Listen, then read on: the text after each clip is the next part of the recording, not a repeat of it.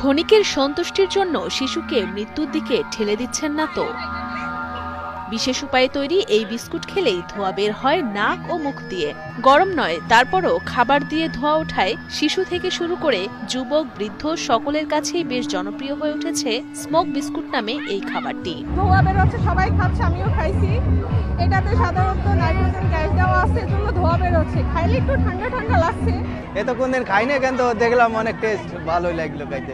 মুখে দিলেই তো ধোঁয়া, আপনার এই হাওয়ার সাথে ধোঁয়া আসছে আর কি, মোটামুটি ভালো লাগলো আর কি।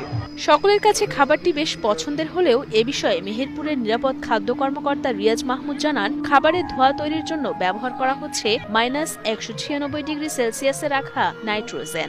আর খাবারের সাথে তরলীভূত নাইট্রোজেন গ্যাস প্রবেশ করছে মানবদেহে। তরল নাইট্রোজেন গ্যাস শরীরে প্রবেশ করলে ক্ষতিগ্রস্ত হতে পারে শ্বাসনালী, পাকস্থলী সহ দেহের ত্বক। রয়েছে মৃত্যু ঝুঁকিও। এ বিষয়ে আইনগত ব্যবস্থা নেওয়া হবে বলে জানালেন এ কর্মকর্তা। আসলে এটা হচ্ছে আপনার লিকুইড নাইট্রোজেন দিয়ে আমাদের স্মোকিং বিস্কুট বলে। এটা ইনস্ট্যান্ট যখন আমাদের শরীরের ভিতরে প্রবেশ করবে, তো এটা আমাদের কন্টিনালিতে সমস্যা হতে পারে, আমাদের স্কিনের ডিজিজ হতে পারে, বা যদি বাচ্চারা এটা খায় ইনস্ট্যান্ট মারাও যেতে পারে। বাচ্চা দেখা যাচ্ছে পাকস্থলীর বাস্ট হয়ে যেতে পারে, হঠাৎ করে এত একটা টেম্পারেচার তো পাকস্থলী নাও নিতে পারে। তো সেক্ষেত্রে আমাদের বাচ্চাদের যদি এই ধরনের খাবার আমরা দিই, তো তাদের মৃত্যু ঝুঁকি অনেক গুণ বেড়ে যাবে আর কি। আমরা সচেতন করতেছি যে এই ধরনের কোনো জিনিস দিয়ে খাবার তৈরি করা যাবে না, আমরা নিষেধ করছি। এরপরেও যদি না শুনে আমরা বিচারিক ব্যবস্থা গ্রহণ করব। অথচ এই খাবারটির জমজমাট বেচা বিক্রির দেখা মিলেছে সারা দেশে, এমনকি মেহেরপুরের শিল্প বাণিজ্য মেলাতেও। সেখানে দেদারসে বিক্রি হচ্ছে ধোঁয়া ওঠা এই বিস্কুট। বিক্রেতারা জানান, গেল কয়েক বছর ধরে এটি বিক্রি করছেন তারা।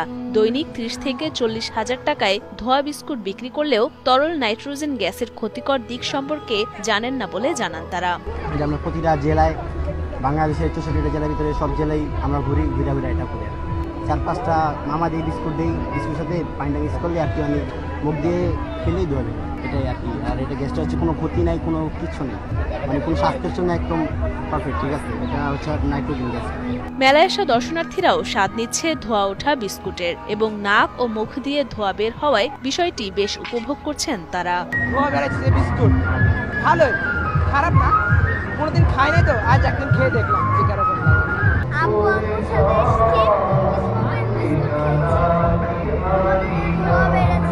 খাবারটি মানবদেহের জন্য ক্ষতিকর কিনা তা জানেন না ক্রেতারা।